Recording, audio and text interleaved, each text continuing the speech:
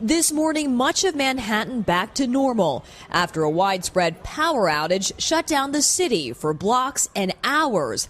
The usually lit skyline went dark. Initially, I thought it was like some kind of apocalypse situation. Thousands rush outside, sharing the moment on social media. Hashtag Blackout trending on Twitter.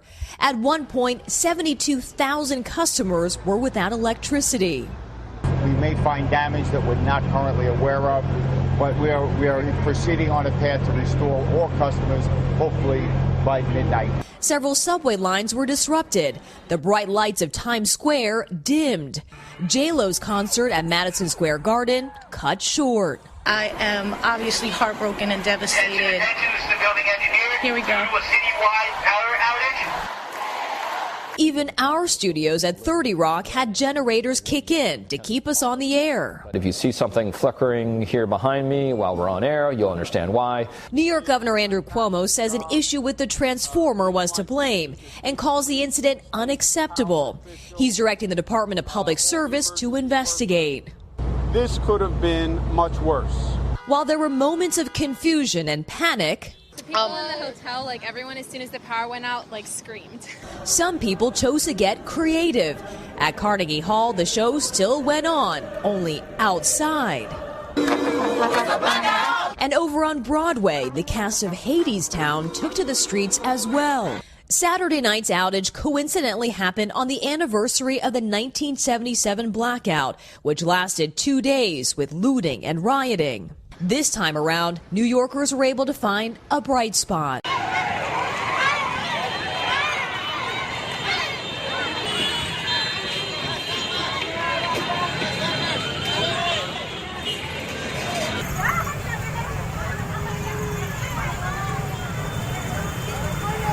Ini tuh dari motor dua tadi guys lari karena mau teriak naik.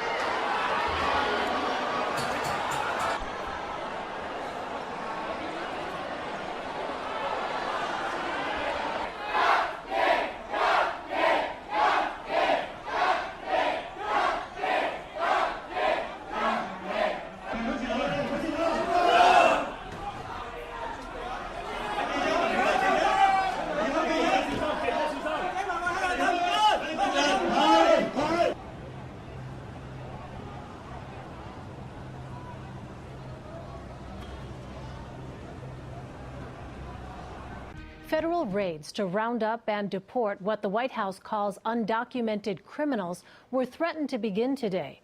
The operation was to take place in at least 10 cities across the country. Jonathan Vigliotti is in Los Angeles.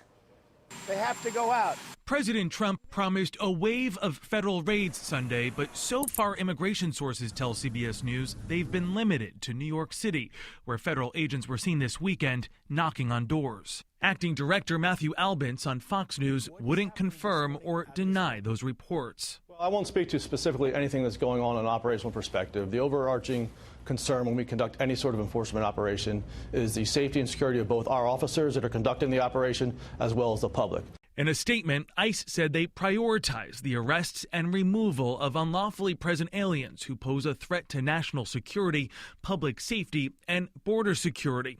But many politicians, including presidential candidate Amy Klobuchar, question the agency's and president's motive. If you really wanted to go after security risks, and there are people who are security risks, why would you alert them and say you're doing this on a Sunday and do it 2 weekends in a row? This weekend, protesters took to the streets from Chicago to Oakland. While large-scale deportation actions are not uncommon, the weeks-long buildup to this latest round is. I feel like scared every day. I don't know what to do, but I know that with my community, I'm in strength. But in Homestead, Florida, Pastor Howard Hardin said his parish, predominantly Spanish-speaking, was just as packed as it always is. I don't sense a spirit of fear in our people. We're simply trusting in God, and our lives are in His hands.